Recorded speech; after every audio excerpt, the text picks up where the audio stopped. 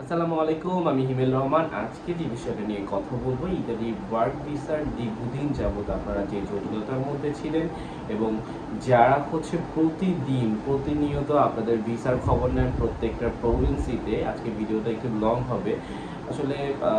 কখনো বলি না কাউকে যে আপনারা এটা একটু শেয়ার করে দেন বা আপনাদের কাছের যে ভাইয়া আছে বা তাদেরকে দেন বা জানান, বুঝান, কারণ আসলে বলা হয় না ওরকম করে। বাট আমি যেটা মনে করতেছি আজকের ভিডিওটা আপনাদের জন্য ইম্পর্টেন্ট হবে। এই জন্যই যারা দীর্ঘদিন যাবৎ অ্যাপয়েন্টমেন্টের জন্য অপেক্ষা করতেছেন এবং যারা দীর্ঘদিন যাবৎ ভিসার জন্য অপেক্ষা করতেছেন, তাদের বর্তমানে করণীয় কি হবে। আপনারা যারা দীর্ঘদিন যাবৎ অ্যাপয়েন্টমেন্টের জন্য অপেক্ষা করতেছেন, তাদের সহজ যে নিয়মটা বা ইতালি থেকে আপনাদের যে প্রসেসটা করা হচ্ছে এবং যারা ভিসার জন্য অপেক্ষা করতেছেন, প্রতিনিয়ত আমাকে জানানো হয়। প্রত্যেকটা ভিডিও আপলোড দিলেই আপনারা বিভিন্ন সিটির কথা বলেন, বিভিন্ন সিটির অ্যাপয়েন্টমেন্টের কি অবস্থা, বিভিন্ন সিটির আপনার ভিসার কি খবর। দেখেন, কিছুদিন যাবত ভিসাটা বন্ধ ছিল, এখন নতুন করে প্রতিদিন ভিসা রিলিজ হচ্ছে, প্রতিদিনই কিন্তু ভিসা হচ্ছে।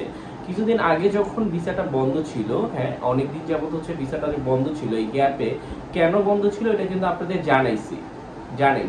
এখন আপনারা দেখা যায় অনেকে যারা আছে বিভিন্নভাবে বিভিন্ন ব্লগারকে ফলো করেন, আসলে ফলো করতে পারেন, এটা কোনো সমস্যা না। আপনি বিভিন্ন ব্লগারদের ফলো করতে পারেন।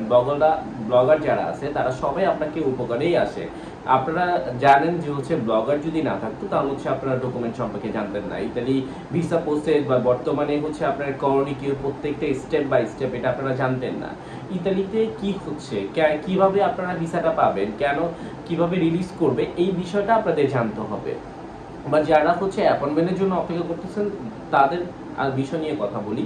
আসলে যারা অ্যাপয়েন্টমেন্ট নিয়ে অপেক্ষা করতেছেন, তারা কিভাবে অ্যাপয়েন্টমেন্টটা পাবেন এটা আপনাদের প্রথমে বুঝতে হবে। অনেকেই বিভিন্নভাবে জানতে পারতেছেন যে অনেকেই অ্যাপয়েন্টমেন্ট পাচ্ছে বা ফাইল জমা দিতেছে, এটা কিভাবে, আমরা কেন কি দিতে পারবো না। অনেকে ভাবতেছে যে টাকার বিনিময়ে ফাইল জমা দিতেছে, অনেকে বলতেছে, অনেক ব্লগার আছে যারা আপনাকে ইনফ্লুয়েন্স করে যে টাকার বিনিময়ে বিএফএস থেকে ফাইল জমা দেওয়া সম্ভব। আসলেই সম্ভব অবশ্যই আপনি টাকার বিনিময়ে ফাইল জমা দিতে পারবেন। তবে বিষয়টা আপনাকে একটা ক্রাইমের আন্ডারে নিয়ে যেতেছে। দেখেন, আপনাদের বলা হয়েছে একদম স্পষ্ট করে, যারা এলএন ক্যাটাগরি নুল্লাস্তাধারী, এটা একটা উচ্চ পদস্থ ওয়ার্ক পারমিট, যে ক্ষেত্রে আপনি সরাসরি বিএফএস গ্লোবাল থেকে অ্যাপয়েন্টমেন্ট নিতে পারবেন।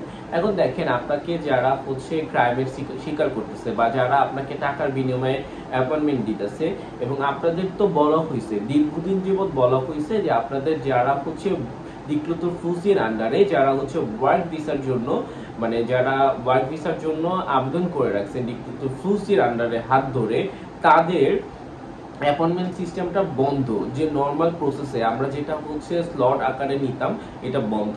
এটা আপনাদের প্রথমে বুঝতে হবে যে আপনাদের স্লট আকারে যে আপনারা একটা অ্যাপয়েন্টমেন্ট নিতেন বা মেইল করে অ্যাপয়েন্টমেন্ট নিতেন, এটা বন্ধ। ওরা কি প্রসেসে অ্যাপয়েন্টমেন্ট দিতেছে, ওরা দীর্ঘদিন যাবত আপনাদের সরাসরি ফোন দিত। আপনাদের অ্যাপয়েন্টমেন্ট নেওয়ার সিস্টেমটা সেমই ছিল, আপনাদের মেল করতে হতো এবং মেল করার পরে অপেক্ষা করতে হতো, এবং আপনার মেইলে একটা মেল চলে আসতো যে আপনার এই ডেটে আপনাদের ফাইলটা জমা করতে হবে। তো এইটা ছিল প্রসেস। তবে ওরা হঠাৎ করে এটা পোস্টপোন করছে, কারণ আমরা দীর্ঘদিন, ওরা বলতেছে যে দীর্ঘদিন যাবত একটা জালিয়াতির প্রভাবের কারণে ওটা বাংলাদেশ সহ কয়েকটা কান্ট্রির নুল্লাস্তা পূর্ণ যাচাই বাছাই করতেছে, এবং যাচাই বাছাই করার পরে এটা একই সাথে অ্যাপয়েন্টমেন্টের জন্য যেমন যাচাই বাছাই করতেছে, তেমন ভিসার জন্য যাচাই বাছাই করতেছে। প্রত্যেকটা নুল্লাস্তা যাচাই বাছাই করতেছে। কেন কেউ আগে ভিসা পাচ্ছে, কেউ পরে ভিসা পাচ্ছে। আগে ভিসার সিস্টেমটা ছিল এরকম যে আপনি ফাইল জমা দিতেন, আপনারা যেটা ধারণা করেন যে ফাইল জমা দিব এবং কয়েকদিন পরে আমি ভিসা পাবো, বিষয়টা এরকম না, এটা আর নাই।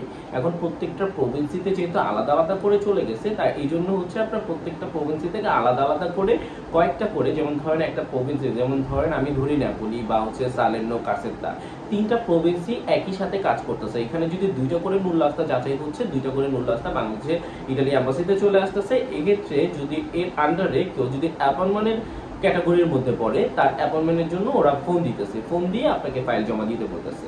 এখন অ্যাপয়েন্টমেন্ট সিস্টেমটা চালু হয়েছে কিনা আপনার এটা বুঝতে হবে। যে চালু যে করবে না, ওরা 2024 অক্টোবর পর্যন্ত যে নুল্লাস্তাগুলো উঠছে, এই নুল্লাস্তাগুলো ওরা আর অ্যাপয়েন্টমেন্ট সিস্টেম চালু করবে না। এরা হচ্ছে নর্মাল প্রসেসে যেভাবে হচ্ছে ওরা ফোন দিয়ে আপনাদের ফাইল জমা দিতে বলতো, ওইভাবেই ওরা ফাইল জমা দেবে। এটা হচ্ছে ওরা পর্যায়ক্রমে হচ্ছে ওদের অফিসিয়াল ফেসবুক পেজে, বিএফএস গ্লোবালের হচ্ছে অফিসিয়াল ফেসবুক পেজে বা ফেসবুকে, বা হচ্ছে ধরেন বাংলাদেশে ইতালি এম্বাসির যে অফিসিয়াল ওয়েবসাইট আছে, এইটার হচ্ছে ওরা আপডেট করে দিছে যে আপনাদের নুল্লাস্তাগুলো সাসপেন্ড করা হয়েছিল। তো এই সাসপেন্ডগুলো হচ্ছে ওরা যাচাই বাছাই করে পর্যায়ক্রমে হচ্ছে ওরা ভিসা দিতেছে এবং ওরা ভিসা রিলিজ করতেছে, অ্যাপয়েন্টমেন্ট দিতেছে। ওদের এটার সংখ্যা ছিল 100-র অধিক। অনেকেই হচ্ছে এই ভিসার সংখ্যাগুলো প্রতিদিন ডেলিভারির যে সংখ্যা এটার সাথে মিলাচ্ছে, দেখতেছে 100-র অধিকই আছে। যারা বুঝে, যারা হচ্ছে সোশ্যাল মিডিয়ার সাথে কানেক্টেড আছে বা বিভিন্ন গ্লোবাল গ্রুপের সাথে আছে, তারা এই বিষয়টা জানে। তা আমার কথা হচ্ছে যারা হচ্ছে অ্যাপয়েন্টমেন্টের জন্য অপেক্ষা করতেছেন তাদের এইভাবেই অপেক্ষা করতে হবে। যারা 2024 অক্টোবরের পর থেকে নুল্লাস্তা ইস্যু হয়েছে তাদের নতুন নিয়মে ফাইল জমা নিবে এবং তাদেরকে অপেক্ষা করতে বলছে। তাদের নতুন একটা নিয়ম করা হবে এপ্রিল মাস থেকে। তো আপনাদের এইটাই করতে হবে, অপেক্ষা করতে হবে। তবে যারা ভিসার জন্য অপেক্ষা করতেছেন তারা হচ্ছে একটা ভুক্তভোগী আকারে থাকার কারণ হচ্ছে তারা মাধ্যম ছাড়া এই ভুক্তভোগী হওয়ার কোনো সম্ভাবনা ছিল না। এখন দেখেন যারা হচ্ছে ভিসার জন্য অপেক্ষা করতেছেন, এখন তারা অনেকেই টেনশনে আছেন যে আদৌ কি ভিসাটা হবে কিনা। মেজর পরিমাণে রিজেক্ট দেওয়া শেষ।